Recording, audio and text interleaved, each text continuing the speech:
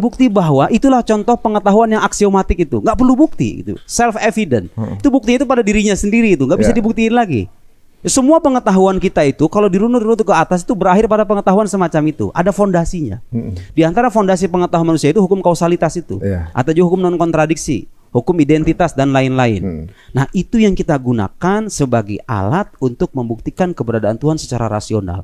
Kalau Anda terima hukum-hukum yang tadi saya sebutkan itu, kayak sebab akibat itu, dengan penjelasan yang tepat ya. Bukan segala sesuatu yang ada yang mengadakan. Sekali lagi itu salah. Yang benar, segala sesuatu yang ada dari ketiadaan ada yang mengadakan. Atau segala akibat butuh kepada sebab.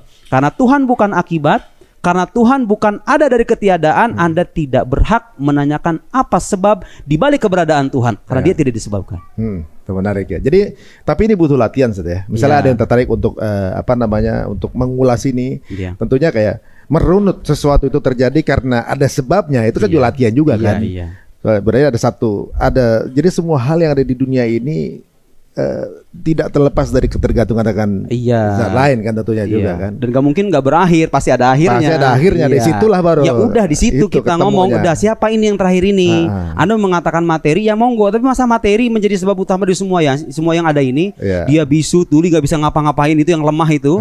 Masa? Nah, kita menawarkan itu Tuhan yang maha kuasa, maha mengetahui, maha berkehendak, maha ini, maha itu kan lebih logis kan? Dengan alam semesta yang sedemikian dahsyat ini gitu kan. Dan ilmuwan bisa menjelaskan kedahsyatan itu.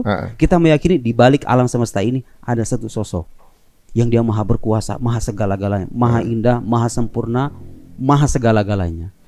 Apa yang bertentangan dengan akal sehat dengan keyakinan semacam ini loh pertanyaan saya.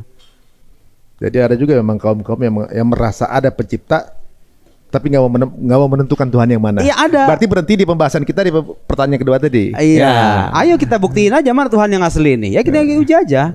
Ada nggak kitab suci selain Al-Quran yang bisa diuji keotentikannya, diuji keilahiannya, divalidasi sanadnya, ketersambungannya dengan penerimanya yang pertama ini? Ada nggak? Ya saya belum menemukan. Anggaplah misalnya Anda mengatakan tidak ada, mungkin ada. Ya saya nggak menemukan dan kita nggak menemukan. Yang bisa kita jaga rujukan sekarang adalah Al-Quran, karena saya tahu bahwa ini validasi keilahiannya, keotentikannya. Ya sudah. Kalau kita pengen tahu Tuhan yang mana, kan yang lebih tahu tentang Tuhan itu Tuhan sendiri. Nah ini terbukti dari Tuhan nih, kitab suci ini nih. Ayo kita lihat gitu loh kayak gimana. Tuhannya ngomong apa di kitab itu? Iya, Tuhannya ngomong apa di kitab itu tentang dirinya. Ya sudah, Anda memahami Tuhan berdasarkan penjelasan ilahi itu, gitu loh. Kan rasional kan? Masya Allah, rasional itu. Kan? Dan ini udah konsep tersebut secara nggak langsung sudah tertelanjangi saat ya.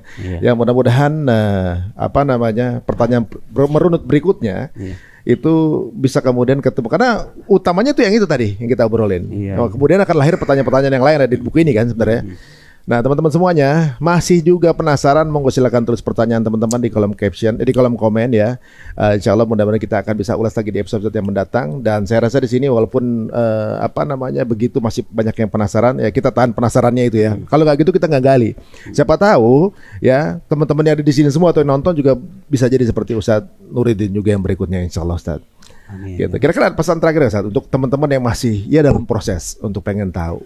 Pesan saya kepada orang-orang yang masih ragu dengan keimanannya, mulai dari sekarang belajarlah membuka diri. Jangan menanamkan sikap fanatik.